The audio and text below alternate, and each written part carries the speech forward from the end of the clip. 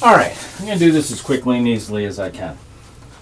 We're going to focus in on kind of 0 to 100 right here.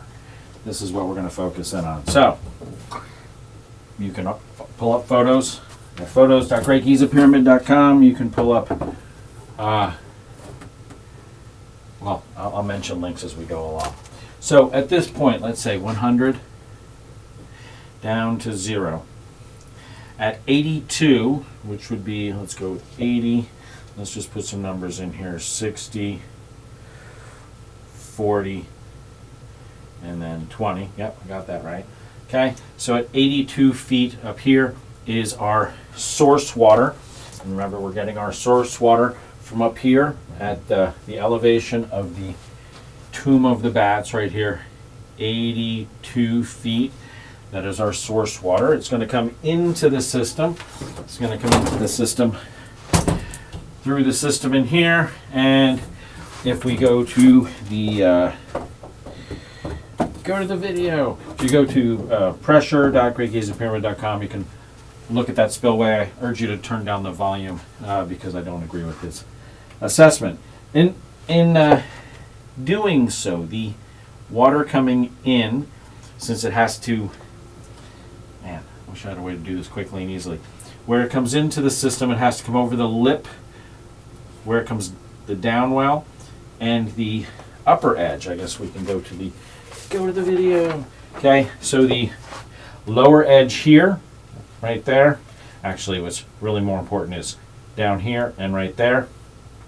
This is going to be your about 79 feet. Right here, where this lip is, right there, that should be your 82 feet, right about there. This, we're going to mention right here, that one should be around 81 feet in elevation, and this down here should be about 79 and a half feet in elevation, and that is where the pressure, the gas, or I'm going to suggest to you oxygen, has to work its way down and out, and it's working way down and out through the area immediately behind that, which is where, if you go to the pressure.greatgizapyramid.com, at about the 5-minute mark, they have an image, which I haven't printed out yet, but basically it is at a elevation, let's see, if 82 feet, since I branched this out, is up here, 79 feet is here. We're just going to give it some numbers, 79 feet there. The gas coming out is going to be up here at 79 and a half feet is the elevation the gas has to come to, and 81 feet is the elevation the water comes in. The elevation the water comes in, and it equalizes in that back room, the section back there that has the floor that goes up. Okay, it equalizes in that back room and then spills over into the spillway and enters the system. As the system comes to pressure, more air, oxygen is coming out, which is going to add, lower the water level on the inside as it adds pressure, allowing or cutting off at that point water into the system.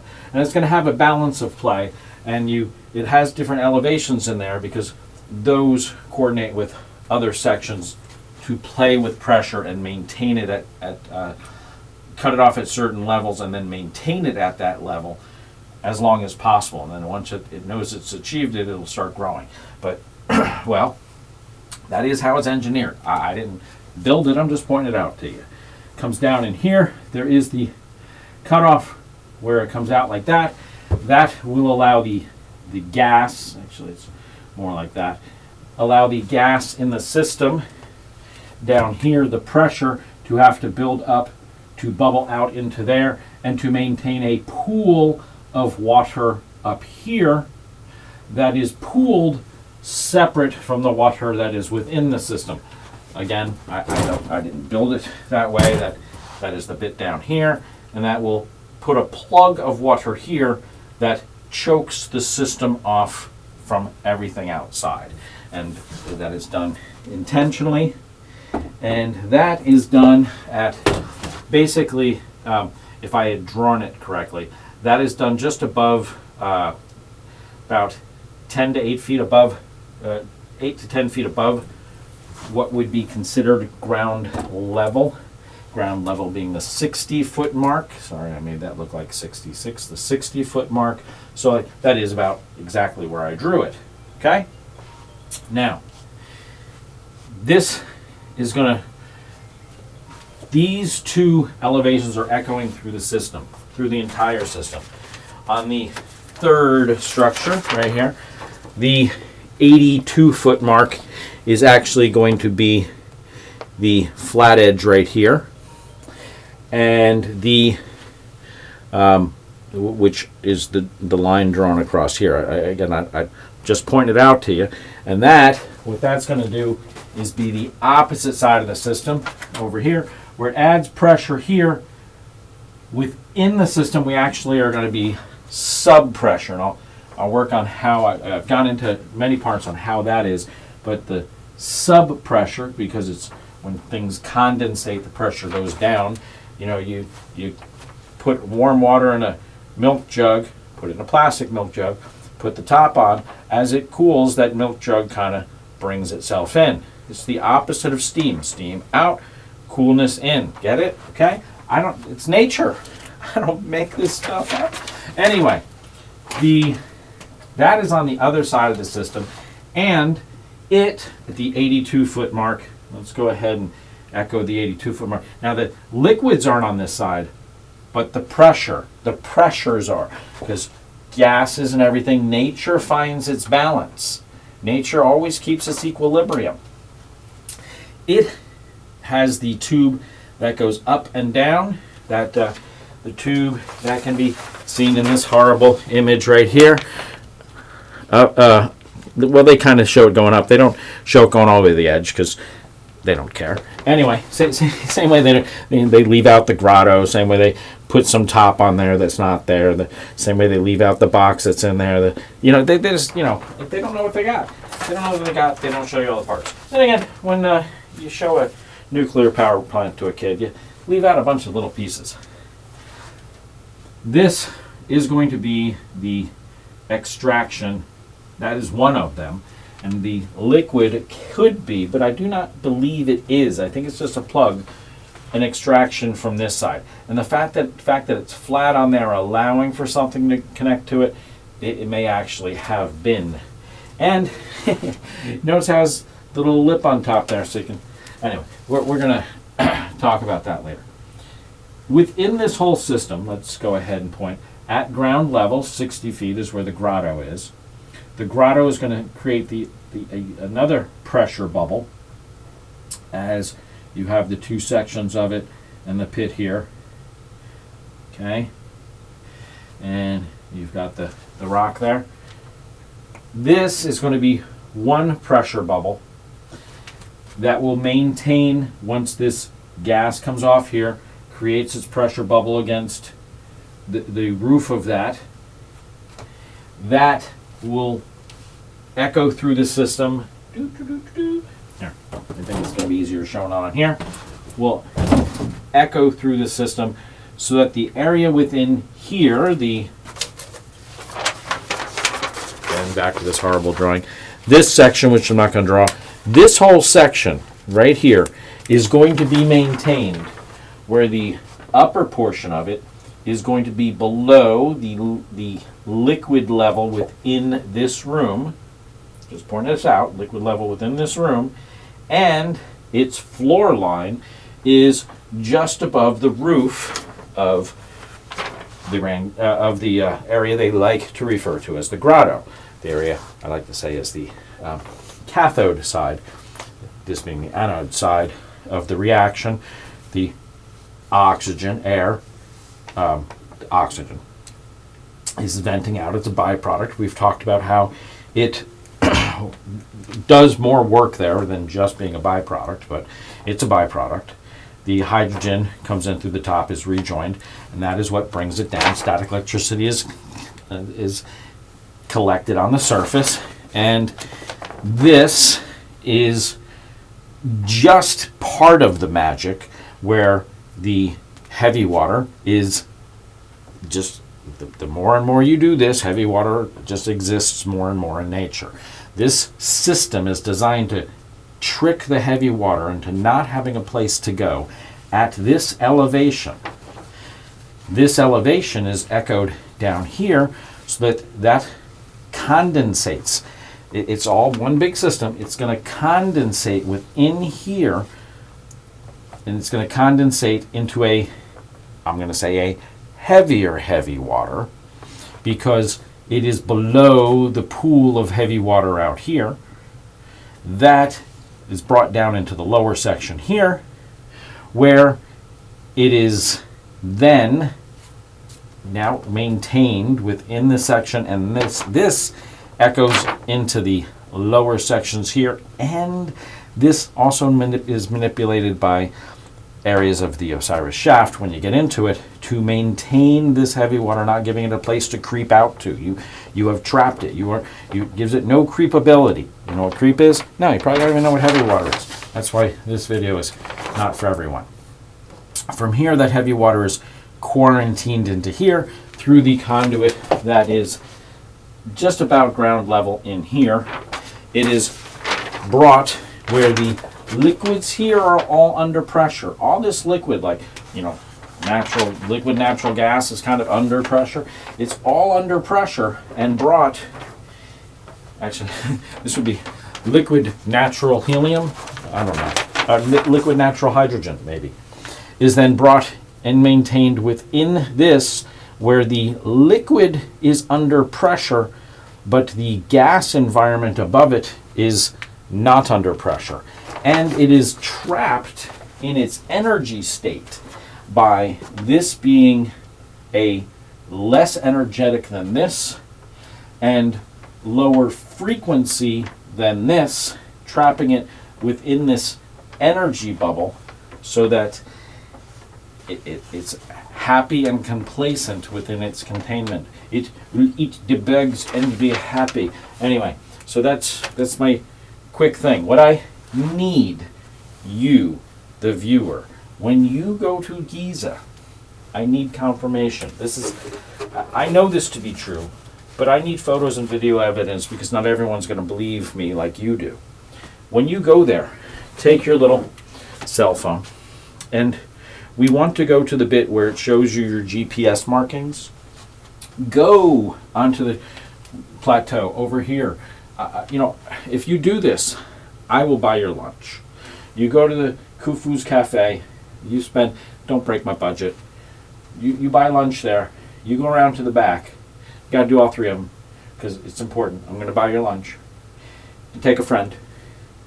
Come over here, I need N1, N2, and N3. That's a good, probably mile walk. Quarter mile, half mile. It's in dry, and it's inclement weather. Don't take your grandma.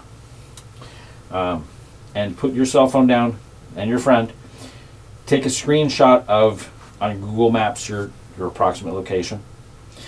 Go to the GPS thingy, take a screenshot of it, showing me your GPS location. Go, if you have the elevation and stuff like that, like a bunch of them do, please do that for me. Show me that it's level. Show me that the thing is, just take a couple of, just take more screenshots. I'll pay for all the memory you use, okay? Your friend should be recording it, just, because they want to think you're an idiot for doing this. So please, entertain them. Then back up and show visually where you are. Go ahead, back up 10, 20, 30 feet. It's big. Back up 40 feet. You can walk around, show it inside, make it entertaining so I can snip it. Just go crazy. I will get you a way to get me the video, please. And just do that. Do that in a bunch of spots. In fact, sometimes your cell phone camera is going to fill up, so maybe for the recording you might actually want to bring a digital camera. And you don't have to do it in 4K. It doesn't have to be in 4K. News report people can do it in 4K later. You can do it in lower quality to save space. People don't need to see it super duper. But get me the heights. When you're over at the third structure, even when you're here, I want the same thing. Get me the elevation of this. I'd like it to whatever your phone shows. Meters, feet, I can do some math. I'd like to try to keep it in feet, and I have a reason, but I'd like to keep it in feet above sea level. Again, if you have to do it in meters, I'm thankful for whatever you do. I know how to use a calculator.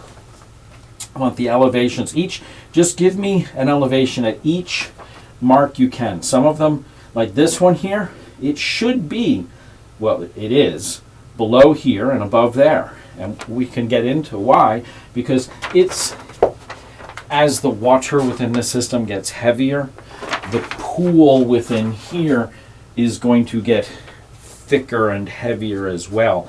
And that is what compensates for the switches, that compensates for the difference in floor. But, you know, people won't believe it until you actually get it working and show that, hey, even though this thing is a quarter mile away, this little pool over here, which is only like, you know, maybe 10 feet, 8 feet, you know, in distance, that pool of heavy water is affecting the other side, you know, the wings on the butterfly. Okay, it is an awesome system, completely unappreciated, and much like the Antikythera mechanism, we completely dismiss it. These are two things that both of them are in your face. They made it. It exists. It is functional. It is the best example of the uses of natural energy to complete a function. So is it free energy? Is it just used? Is a windmill free energy? Is a water wheel free energy? This is just using ambient, resident, ambient frequencies and forces. It's my RAF theory. Resonant ambient frequencies and forces throughout the whole system to manipulate the system. Pressures, we're adding pressure here. I would suggest to you that the difference when we get this water and pump it down that extra like few feet, that the difference in pressure is going to be whatever the square foot pounds there is, it's going to be that much at the lower level.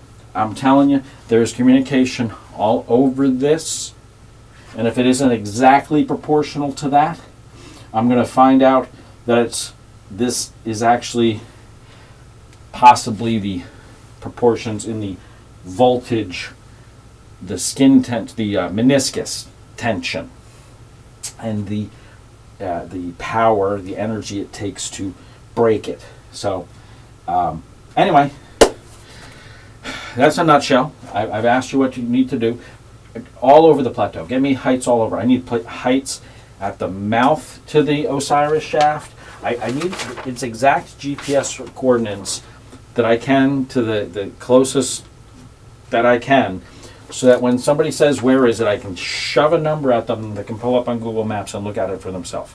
They can say, oh, at that location, the elevation is blank. Oh my God, at that location, this guy could be right. Water would flow downhill. Oh my God, this guy could be right. The pressure would be here. This would happen there. Because it is a system that we just don't take. I don't know what to tell you. I don't think anybody's ever looked at it. And up until 100 years ago, when we really found out about heavy water and started playing with it, no one could have figured this out. It was guesswork. They were throwing stuff at the wall and hoping it would stick. Well, I'm throwing stuff at the wall, and I think it's going to stick a lot better than any other stuff anybody else has ever thrown at the wall.